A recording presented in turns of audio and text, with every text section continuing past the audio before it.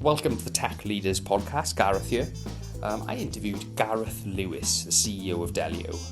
Really interesting guy, ex-Ernst & Young, chartered accountant.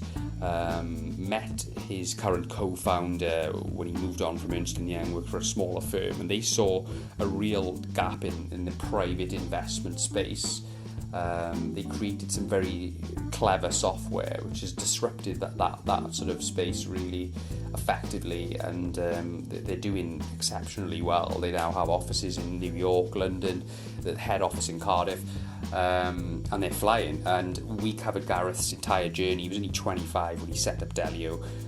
He's now only 30, so we covered this 5-year period, and it's a really fascinating story, culminating in the current situation around keeping his team engaged and productive during this irregular lockdown period. Yeah, love this one. I'm sure you will. Gareth Lewis. Well, thanks for agreeing to do this, Gareth. Another Gareth. This is going to be a bit challenging and a bit confusing, but this is the first Tech Leaders podcast that we've done in Cardiff, in Wales, which I'm really excited about. I'm aware of yourself, Gareth, and the stuff you've been doing with Delio is really impressive, the amount of growth you've achieved in such a short space of time. So I just wanted to start with yourself, really, and your journey. Yep. So can I ask you about your background and the journey from the point of leaving education right through to the point where you decided to set up Delio, or with your co-founder, of course? Yeah, absolutely. Thanks for having me on. Yeah, so I guess I kind of grew up in South Wales, so from Llantrip Major, did the university thing, so went up to Nottingham, had a good few years there, and then kind of went for that usual trend of being a graduate and trying to figure out what I wanted to do, what the best kind of route was for me. So ended up stumbling across the world of kind of professional services and Big Four. Took an interest in the corporate finance side, so mergers and acquisitions, and ended up taking a role with EY, so Ernst & Young up in Manchester. So a bit of an unusual route there because I kind of started on a training contract, was there for kind of maybe sort of coming up to the 2 years, so rather than the full time there, and then took a role, got approached by a kind of a smaller boutique investment bank that was in Manchester called Convex, and actually kind of left my training contract, which was a challenge and an interesting story in itself, but then moved over to this smaller boutique, which ended up being a really good move for me, and spent 4 or 5 years there really before deciding to take the plunge and move back to South Wales, set up Delio.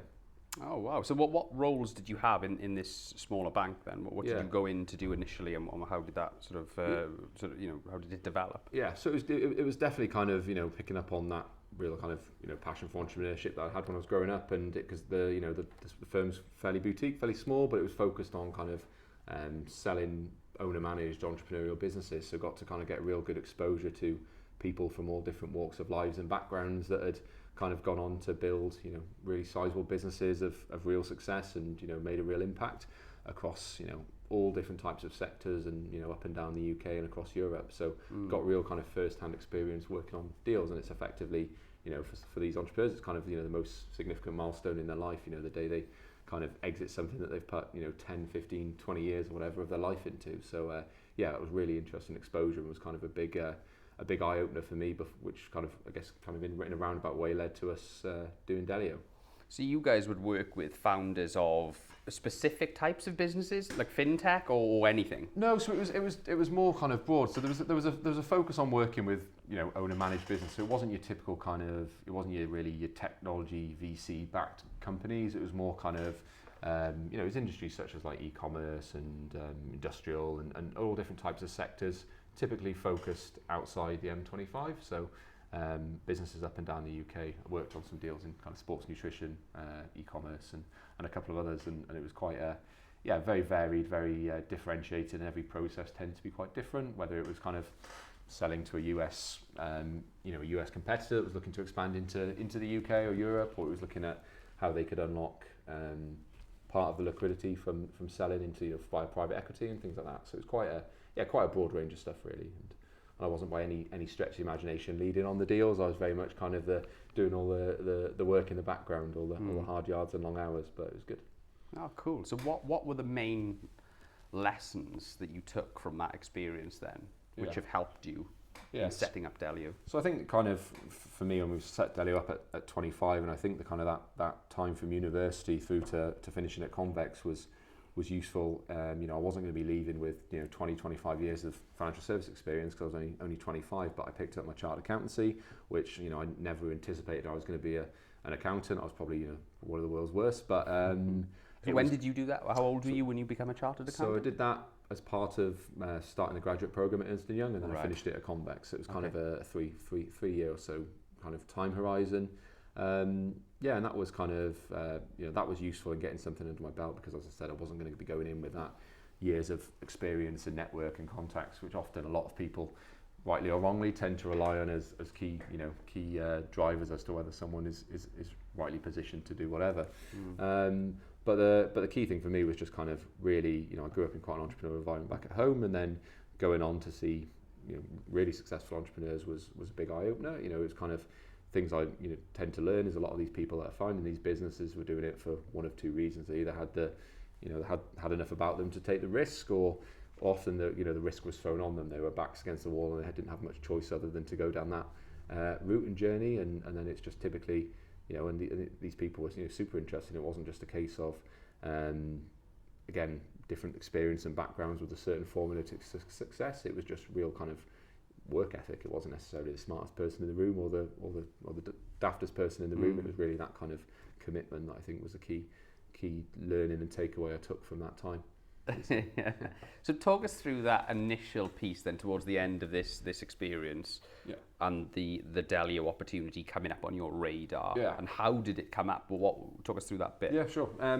So my business partner Dave, so we both kind of started our careers at the same time up in Manchester. So he started at Barclays, literally the same month as I started at Ernst & Young, and we started. We got introduced by chance, and we just kind of developed quite a good working relationship and friendship. And we initially built a little networking type circle where we just kind of people in a similar position. There wasn't really anything going on at the time in Manchester for that kind of demographic, and we set up something very informal where a few of us would go for a few beers and something like that on a Thursday once a month. And we always stayed in touch and bounced ideas around. And I think that was I'd kind of always had the ambition to go and do my own thing. David was kind of very passionate about the wealth management thing, but we were quite a nice foil in terms of attributes and skill sets. So we always had really good interesting conversations about lots of different opportunities. And one time Dave came to me with something that his bank was offering to the sorts of clients that I was selling businesses for. So essentially wealthy investors who have just created a significant amount of liquidity, and then now they're looking for interesting things to do with their money. So at the time, Dave came with me to what was essentially an investment club, which had a list of deals, a couple of sheets of PowerPoint, and said, is this something that the clients you're selling businesses for would be interested in we could use to potentially engage with them, or would your firm have deals and opportunities that might make sense to go in this investment club and be distributed to other clients of my organisation. And that was kind of a bit of a light bulb moment for us, is that we were seeing the sorts of people I was selling businesses for, very entrepreneurial, not your typical kind of slick back hair and smoking jacket type mentality of traditional wealthy investors, say 20 years ago, people from all different walks of lives and backgrounds. And their aptitude is for investing in stuff that they can know, see, touch, feel, and understand. And that's kind of why they've, hence because that's what they've been doing for the last 20 years. In essence, is running their own business. And we kind of looked at it and said, this is an increasing trend, there's increasing demand to invest in more interesting private market deal flow. And we kind of, it was a little bit of a blur from there really, but it was kind of like looking at, it was essentially the initial idea of, financial institutions could do much more in the space for the clients to cater to this need. There'd be a winner, the clients would be a winner, their clients getting the access, the bank's keeping them happy, and the business model kind of just morph from there. And it was a little bit of a blur, but it was kind of toying with that concept and idea, lots of different variations, lots of iterations. It was it was on weekends and evenings, so it was kind of Sunday, after, unfortunately a little bit hungover, but having to spend the Sunday, putting the hours in to really kind of it just kind of felt it just there was just a good feeling about it. Just So you were thinking about developing a platform at this point, then, yeah, which could be this intermediary between institutions and private investors. Is that? That was our initial ideation. So it was essentially, was wealthy investors want access to private deals, and private deals want new forms of distribution and access to new investor groups. And that was the initial concept. And I think that's something that a lot of people have gone down in this industry, is trying to be a marketplace. And we quite quickly realised that we were going to do it a little bit differently. So we said, rather than trying to be the marketplace ourselves and be a Delio platform, we were going to go down the white label route and say we're going to provide the tools who are in far stronger positions to build those marketplaces with both sides of the coin. And a bank has already got the brand, the reputation, and the reach. Essentially, they've got clients they're already servicing for the other 80% of their wealth, all the traditional listed stuff. But they've also got access into broad varieties of deal flow. So you've got the investment bank that's doing lots of pre-IPO sort of transactions. You've got other clients of the bank who are saying, look, I'm going to invest in this hotel in Singapore. Do you know anyone that might want to go in with me? And that's always happened. Okay. But it's typically done in a very unstructured and fragmented way. It's always done off the side of a desk, and that's where we kind of felt like where we could make a bit of an impact and a difference was by going out there and saying, we're not the marketplace, we're the picks and shovels that enables organizations to build a solution on top of that caters to what their needs is. And that kind of took us down the route of what Delio is today. Right. So you've got kind of a lift and shift platform you can put into the bank. They can obviously brand it. It's there. It's then theirs because it's obviously a white label thing. And then obviously that they can use it accordingly. Why don't they just do it themselves then? What's the kind of USP of using your product over them developing their own? Yeah, I think what we've been building it for a number of years now, and it doesn't just service big banks. We work with everything from your INGs, your Coutts of the world through to your small angel networks, and there's quite a broad client base. As we built out more functionality and use cases, the platform can be tailored for different needs, and that's kind of one of the things that what's won us a lot of work and probably got us through a lot of doors that we probably didn't have a right to get through when we were just sat in my mum and dad's spare room and starting the business up. So it's that configurability and flexibility of the platform, so we can mold the platform to different propositions rather than a proposition needed to be that lift and shift proposition fitted into the platform. Here's a platform, here's how it works, go and use it, move on to the next client. So that's the first component, is a combination of the flexibility and then the expertise in different use cases. We bring a lot more to the table than just the tech. So we help with the design of these propositions, we help with the managed service side of running these platforms. List goes on of I could talk about what we try to offer to clients all day. But then, so when you're weighing that up for a big financial institution, the cost of them building it and the speed that they could do that compared to what we can do, it's unparalleled. It's not really a competition. So that's become less of a competitive threat to us, especially as we've onboarded more and more big banks. But then the key USP, I guess, is that these platforms don't operate in silo either. So all these kind of white labeled walled garden platforms are built on the same technology. So if I'm a Barclays and I've got a platform and a PwC also have a platform, we can connect our platforms together, which is a process like adding a contact on LinkedIn. Once we're connected, we have the capability to share deal flow between our platforms. So I'm not saying that everyone does it in as simply as that. It is very much an online, offline industry because it's private markets. It's not liquid. But we have that capability for institutions to connect. So they're not only building their own walled garden proposition, they can build ecosystems and on an institution to institution, deal by deal basis. So that is something that you can't replicate by building it yourself. Right. Yeah, absolutely. Because you're sort of agnostic, I suppose, aren't you? So we don't charge anything like transaction fees. We're completely. Our pitch is that we're a non-conflicted service provider. Yeah, absolutely. So you've definitely addressed that in terms of them building it themselves. But what is the biggest competition for you right now? I mean, it's an exciting space. So particularly in the last couple of years, there's lots of people that have emerged, doing different things in different ways. So different areas of the space people would compete with in different ways. I mean, there's plenty of people looking to do white labeled platforms for the lower end of the market in terms of smaller deal size, angel investment, that kind of thing. There's plenty of people looking to solve problems there. Typically they come from the position of having built their own platform for their own use case like a website or whatever, and then said, oh, we can perhaps sell this to other clients, but instantly you fall into that conflicted position. You're essentially competing with your clients. Then, so that's kind of one category. You've kind of got, they're kind of, product focused, deal focused, where they're looking. So that's kind of the white label side. Then you've got different variations of that in different parts of the market, and we're probably the most end to end that we're aware of, kind of, especially when it comes to delivery for global banks. And then you've kind of got more marketplace offerings that, again, there's a little bit of an overlap, but they're just as much collaborative as they are competitive to us. So people that are trying to build marketplaces, we can actually, some organizations might engage with them rather than building their own solution, but arguably I think that's going to become less of a concept, but I do think some of these marketplaces will succeed. So we actually partner with some of these marketplace offerings and provide our technology in exchange for equity stakes. And again, just because we're in that non-conflicted position, we can do lots of interesting things that we don't think other people are able to do in the market. Yeah, absolutely. I interviewed the chief technology advocate of Starling Bank recently, and he was talking about the success of their marketplace for their customers to engage with external products and things. And I think these kind of built-in marketplaces are definitely going to be the future. Obviously, you operate in a different part of the market, though. But I mean, it's I can see that going across all of the different areas of the market. That's the long-term thing. But this is a good segue into the tech side of it then. So I couldn't help noticing, I know we talked about your background earlier on, but you did have a stint with IBM, didn't you? Yeah.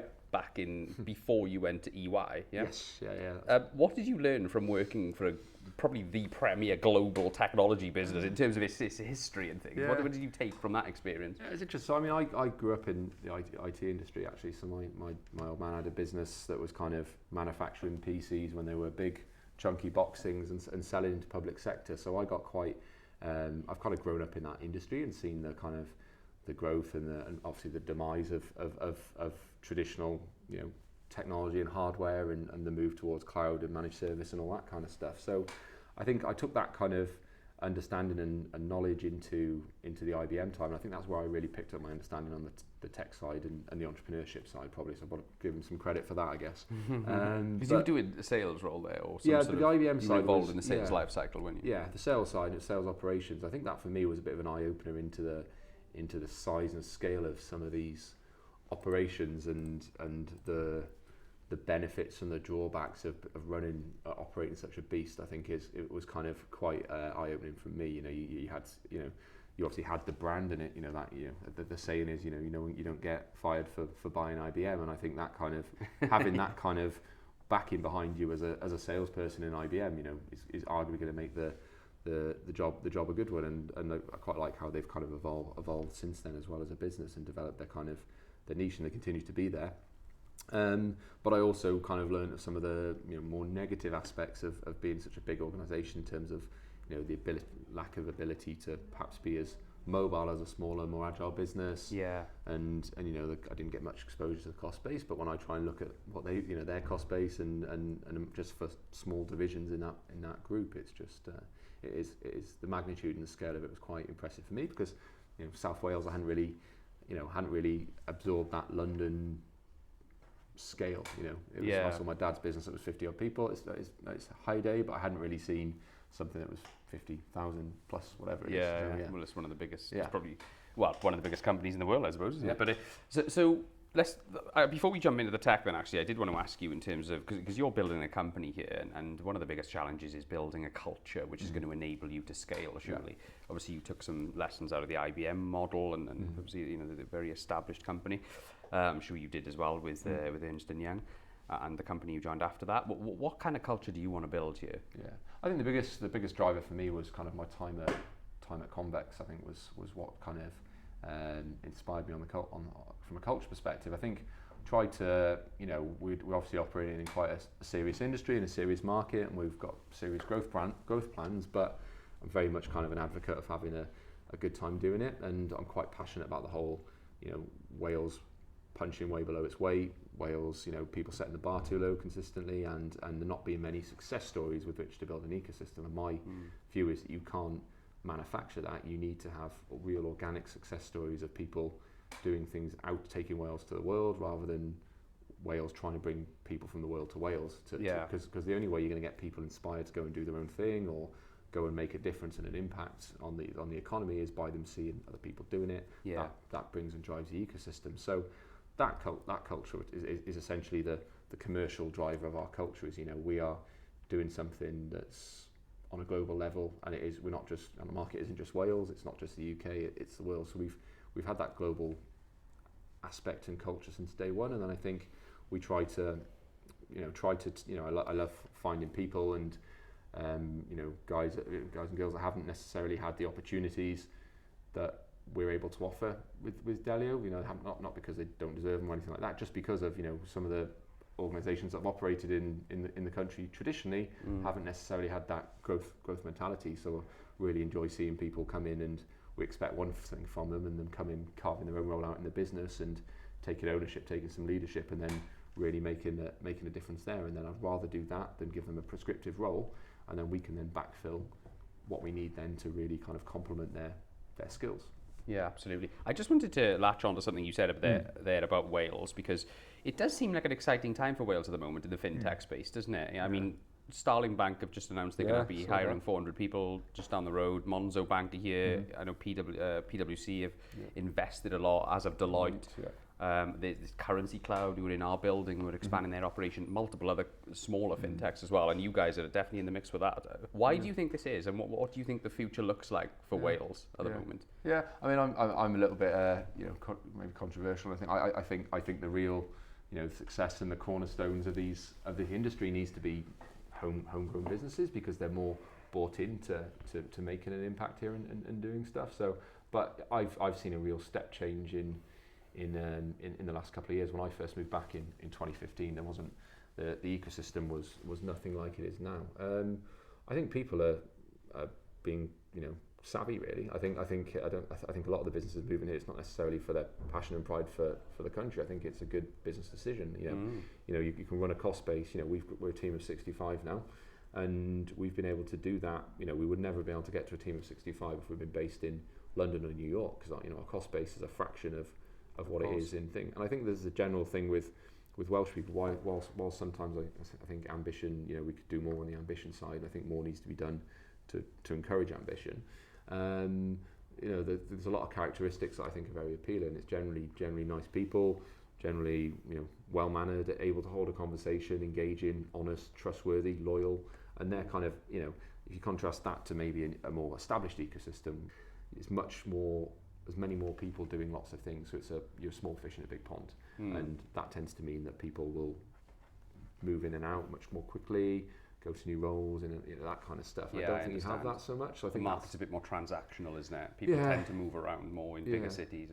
And I think that's. I mean, obviously it's great news to see lots of these businesses, you know, choosing Wales, but you know, for kind of Welsh-based founders, it's probably a double-edged sword a little bit, because you know, you don't want to see you know, your best people being constantly kind of hassled to come and join another firm. So it's fantastic in terms of how much it is established. I think the real driver there will be some homegrown success stories, and I think that will encourage it even more. Yeah, definitely. Well, we actually get asked by companies who are thinking about moving to Wales as to why they should move to Wales or open an operation in Wales. And I think that one of the big ones that you did mention there is that it's an attractive prospect for people to move to Wales, because the property ladder is achievable for university leavers and younger professionals here, whereas in London it just isn't, is it? You know, it's very difficult to get on the property ladder. And also the links are really good into London, and crucially as well, I think it's worth saying that Cardiff punches above its weight in terms of, like, you know, because it's a capital, you get lots of sport and events here. There's a fun vibe in the city. There seems to be a lot going on. It's come on massively. And so it's a great place to grow a business, I suppose. I mean, I think more needs to be done on the talent side to attract people who have, you know, if when I sometimes speak to recruiters and we're looking for a specific role, I know we're not going to find masses of private market technology experience in Wales, because there's not really the industry there. But, you know, if I'm looking to recruit, my first thing I'd be doing is probably looking for people in the age bracket of 30 to 40, working in big financial hubs with the surname Jones, Davis, that type of stuff. Probably at a time in their life where they may have a an aptitude to maybe move home. And we've actually found some great talent from people that have gone off and had super successful careers elsewhere in the world, and then decided for family reasons or quality of life reasons they want to come back to Wales, and that's been a real good talent pipe for us. Yeah, absolutely. No, that's great, and long may it continue. I think it is quite exciting for Cardiff at the moment. It seems that I was actually in London the other day, and it was in the London Underground. There was like a Welsh Assembly poster on the wall. Did you see it? One of my friends literally took a picture of it, sent me it. Yeah, should have had you guys on there. That was my exact comment. I said, I'm a bit upset that Delio on. Yeah, because it had Starling Monzo and a couple of other companies on there. So yeah, you need to get in touch with them and say, why is Delio on there? Probably will. Yeah. So I want to jump into the tech, okay? Yeah. I wanted to ask you about the integration challenges. You're obviously providing a white label product to banks. Yeah. Institutions are notorious for having, I talked about this in a podcast recently, we were calling them zombie boxes, and what we were talking about specifically was legacy systems, monolithic systems, which have been there for a long time. What integration challenges have you had in terms of your product? I think that we've actually been pretty fortunate with that. I mean, because it was by no means by planning or strategy, but I think traditionally what we're replacing, there's two things. Either there's lots of different use cases in the platform, so this is a bit of a in a bank, so this is a bit of a generalization, but typically what we're replacing is not necessarily legacy systems, but it's stuff that's done off the side of a desk or via email, PowerPoint and Excel. So, or we're replacing we're not replacing anything because it didn't even exist in the first place. So typically, we've built, a cloud platform that can be spun up in minutes. We're never the ones kind of holding up a deployment cycle for any of our clients, to my knowledge anyway. So the great thing about that is you can get something up and running quite easily to test and proof of concept, and then we can configure and iterate as we go. That's how we've built our offering and our value proposition. So the platform doesn't need to talk to lots of different systems in the bank, which has helped us overcome a lot of those challenges. But now, as we're growing, we are finding that as this is becoming more mainstream private markets, a big thing for the banks is providing a holistic view. So the clients want to be able to see everything in one place. They don't want to be logging into one platform here, one platform there. So we are starting to come across those integrations, whether it's single sign-ons into CRMs, into other banking platforms, which is a great thing for us because it's an indication of the fact they're trusting us to do that is a good indication of the quality of the service we're providing. But it also kind of and it creates creates stickiness. It's difficult to like a lot of these legacy systems that are there from the 80s. I'd like to think we'll be there till the 2040s, 2050s. So so I wouldn't necessarily say that the challenges are more coming up more frequently, and for us it's on a global scale. So we're looking at how we deploy into different types of data centers, whether it's on premise or alternative data centers to what we currently use. But they're kind of nice challenges to have. They're big projects, and by overcoming those challenges, we're going to be able to scale that across our client base because there's similar challenges bank to bank. Every bank's different, but there are some commonalities, and we need to have the right people and infrastructure in place to be able to do that. What technology innovations are you most proud of so far that you've achieved in Delio? So I think for me, it's a little bit more, a bit of an old school mentality is, we're working with typically a very under digitalized market, wealth management, private banking, through that private market deals space, whether it's real estate, social impact. It hasn't really, there's lots of people trying to do different things and like to cling on to buzzwords, be it blockchain, AI, machine learning, whatever it is. It depends on what month. But we've just focused on fundamentally creating the foundations by digitalizing processes that typically weren't digitalized. So I think what I'm proudest about from our innovation perspective is being able to develop that intellectual IP and rolling that out into a simple, easy to use software solution. I think too many people get too far ahead of themselves when obviously you've got to do phase 1A, you've got to do part A before you can get to V, X, Y, whatever. So been pretty, and now we've kind of done that, we are now able to then start saying, well, what other technologies and innovation opportunities can we take advantage of and plug into our infrastructure? So that's kind of an exciting opportunity for 2020, 2021. But what the guys have built, in terms of flexibility, configurability, that's probably the key bit of innovation that we think we've done pretty well on. You are relatively young for somebody who's pushing a business in this space, though. Yeah. I believe. Do you get that sort of thrown at you, whether it's a good thing or a bad thing, I don't know, but it's probably a good thing. Does that come up very often? Are people surprised by that? I think I mean, so I set the business. I moved back in with my mum and dad when I was 25, and I spent all my money on nights out, so it wasn't like I had a big pool of capital to rely on. So me and Dave started the business with a £7,000 personal loan. He stayed in his role for a year and funded me for a bit. So that was at that point. He always reminds you about that. Yeah. Well, I always remind him about what I did in the year, so it works out pretty well. He's so he kind of stayed in his role and then came on board kind of when we had enough headroom to really go for it. So at that point I think it was I did feel a bit conscious of it, especially because I wasn't by any stretch of imagination a wealth management or financial services expert. That was more Dave's domain. He knows a lot about the space, and me not so much. And he'd admit to being a bit of a nerd around all that sort of thing.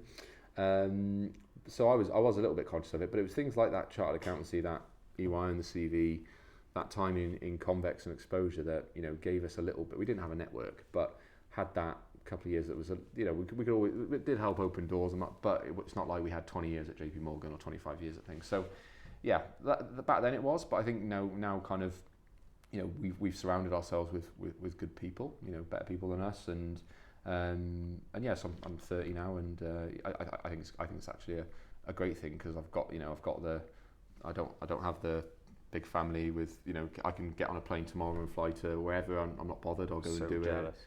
Yeah. Well, pros and cons, and so I think it's and I've got the appetite to go and work as much as I need to, and as well we've got a young team, so I'm able to engage, and I go out with a lot of the lads in the team and stuff. So it's and now the grey hair's coming through anyway, and so.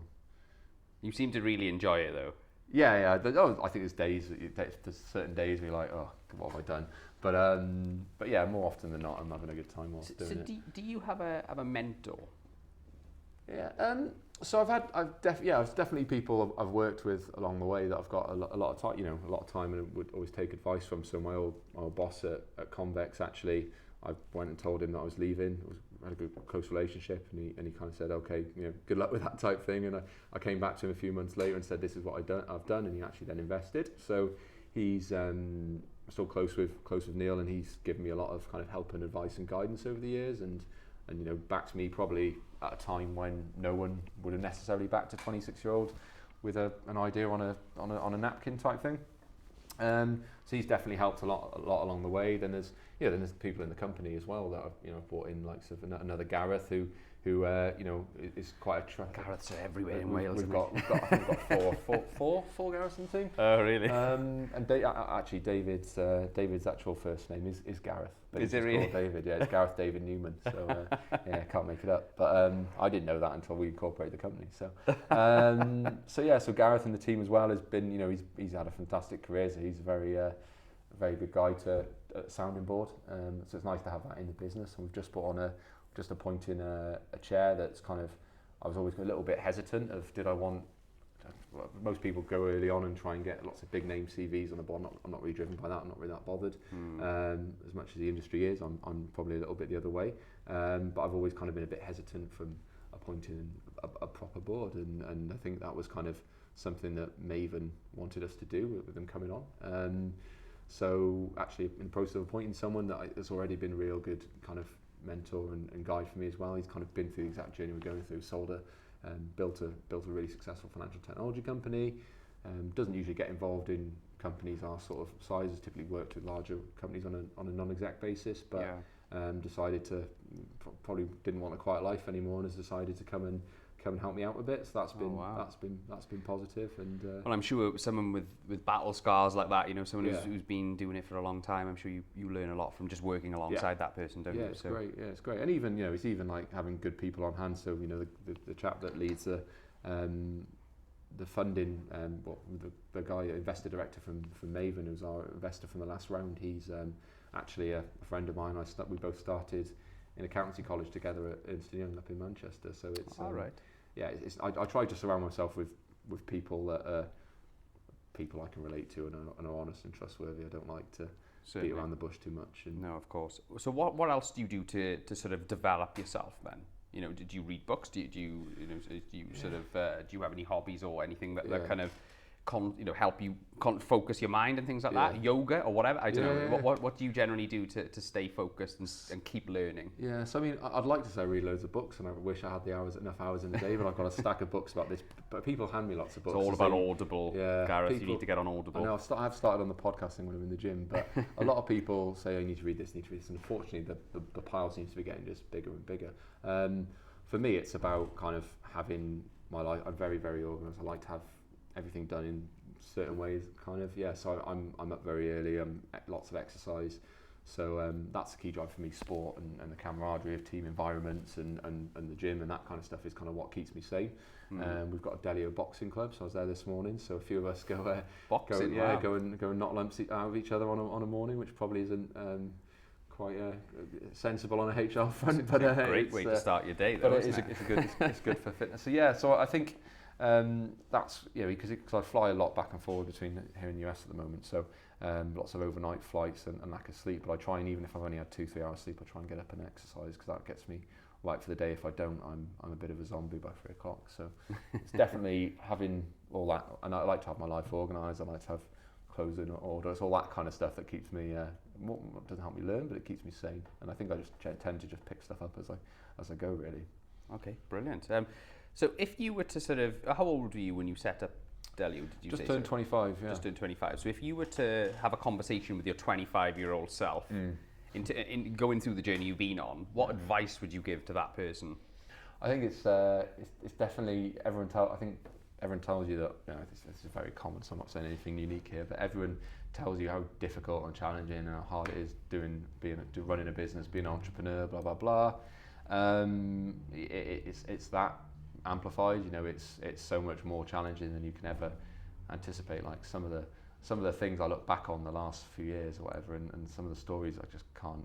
I mean, Gareth always say that I should write a book, but I just don't even have time to think about it. You just like now it's just the most ridiculous thing can happen on a day, and I just bounces off me. It's just so I think that's one bit. But then also I was very much, when I first started the business, I was very up and down. So like when we got an email back from a CEO of a wealth manager, I used to get like really excited, and then when he'd tell me he's not actually that interested or wouldn't arrange a meeting, I'd be like really bummed out. And it's kind of that I was like this. I was up and down all the time, and I've kind of just learned to really to level that out. I think that's the best thing that I could have.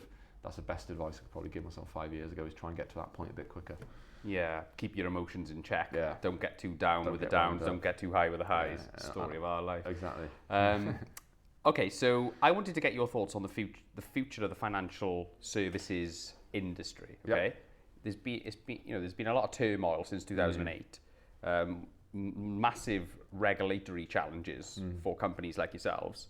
I'm sure you've obviously had a lot of that in the early days. Yeah. How do you see the see the financial services sector panning out over the next couple of years? What big changes do you think are going to happen? Yeah, so I think it was interesting when they kind of first, fintech's not something that's new, but there was this big kind of wave of, which was essentially like what I call fintech 1.0, that whole disintermediation play where we're going to build these business models that change the way things are done. And I think that was the big thing, and that's where you saw your TransferWises and all that come through and really do some amazing stuff when you look at valuations and probably returns and that kind of stuff.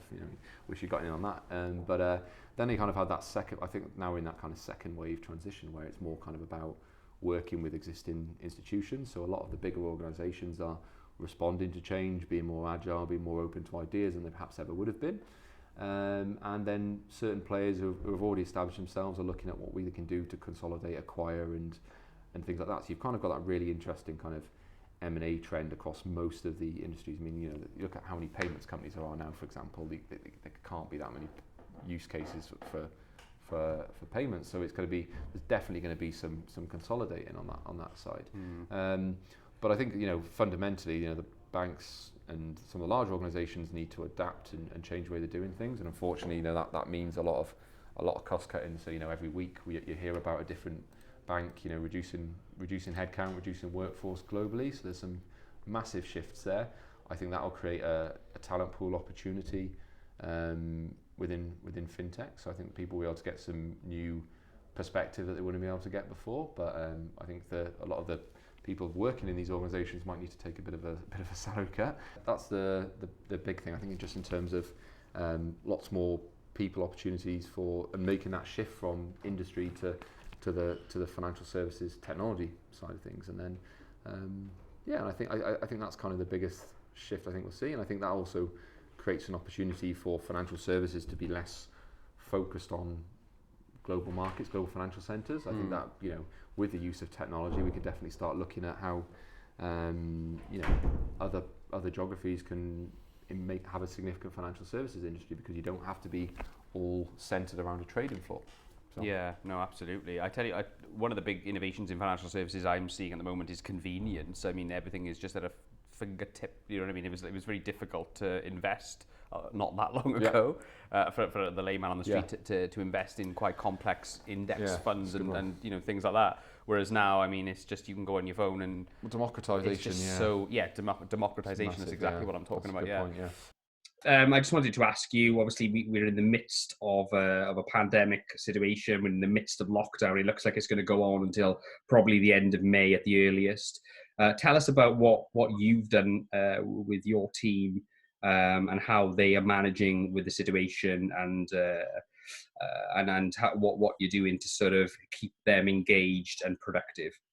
Yeah, no, sure. So I think we've taken it for what it is. It's obviously not a great climate, but I think the team have adapted, as well as can be expected. They were fantastic, in fairness to them. So everyone kind of went remote mid-March. There was some people in the team that already worked remotely in certain geographies. We had client-facing teams in different areas, and they've also, obviously for them, it's quite a natural progression. Similarly, some of our team are quite well accustomed to it, but even the ones that weren't necessarily well accustomed have just picked it up and taken it for what it is, as I said. And I think doing what we can to keep things as normal as possible and keep everyone motivated and moving forward.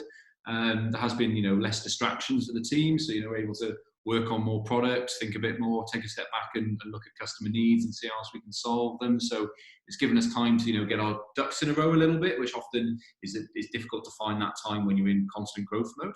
I think it's obviously been encouraging for the team as well that we haven't had to make any cuts or anything like that to date. So that's been, I think that's helped provide people a bit of comfort, because I think they realise that they could be in a lot worse situation. So people are kind of, I think, grateful on that side of things and doing what they can to make sure that stays that way. Have you had much of a knock-on effect on your order book in light of the lockdown? I think so.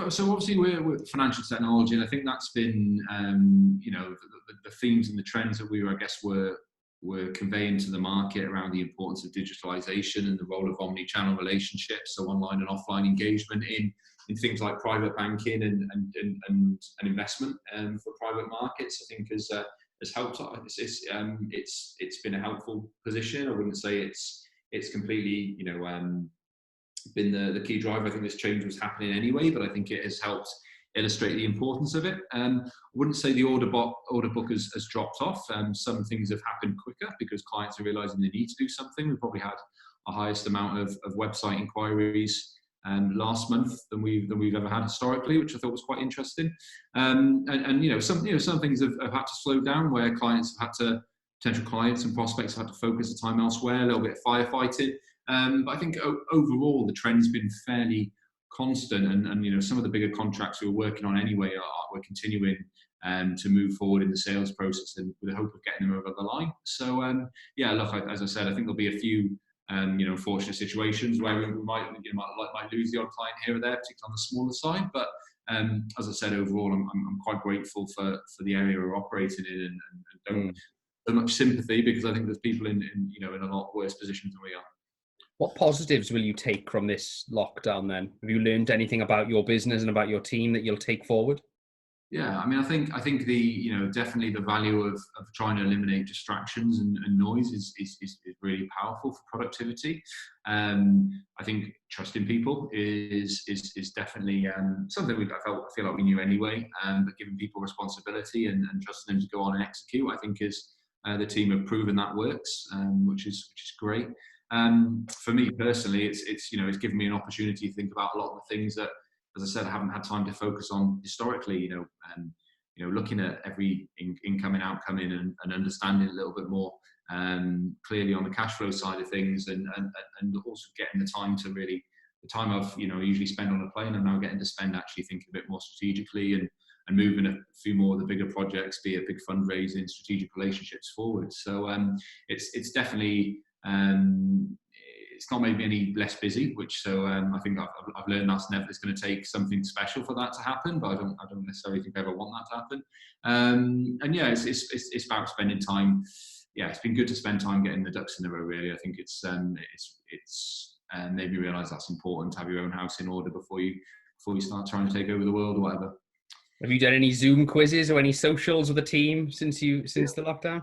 I keep getting on calls late in the evenings in the States, so I miss most of them. I was going to try and get on. We had a weekly Delio quiz, which different people have been doing every week, which I think has been going down pretty well. I mean, I was meant to join the last one, but I was late, so I missed it. But I joined anyway. So everyone's staying in touch and spirits are high. We're having a good laugh on Slack and things like that, all as good as you can. But I think everyone's looking forward to getting back in the local, which we do hope will be in there. Hopefully be able to do that when it's safe to do so.